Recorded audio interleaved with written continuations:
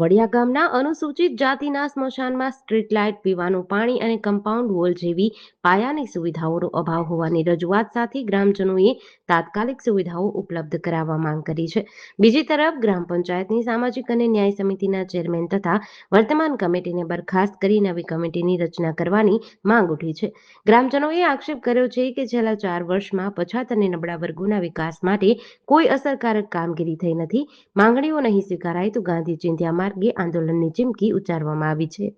મુદ્દો અનુસૂચિત જાતિ વિસ્તારના જે સ્મશાન છે એમાં પાયા વિહોણી બધી સુવિધાઓ એક પણ છે નહીં.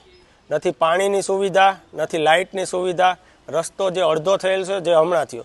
વર્ષોથી અમારા લોકોની જે માંગ છે કે અમારે સ્મશાને જવું હોય તો ચોમાસામાં પાણી નડે છે, ત્યાં ઉનાળાને જવું હોય તો વૃદ્ધો કે જે કોઈ આવે એને પાણી પીવા માટે વાર લાગે તો હોતું નથી, અને જો અંધારું હોય ને જો સ્મશાને જવાનું થયું હોય તો કોઈ પણ જાતની વ્યવસ્થા નથી. આ ત્રણેય માંગણીઓ સાથે અમે વર્ષોથી કરી છે.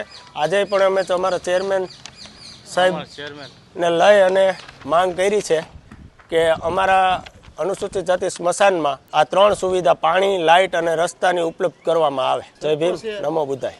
સરપંચે બાહેંધરી આપેલી છે કે મહિના દીમાં અમે કરાવી દઈશું. જેડીસી ન્યૂઝ સાથે મૌલિક દોશી, અમરેલી.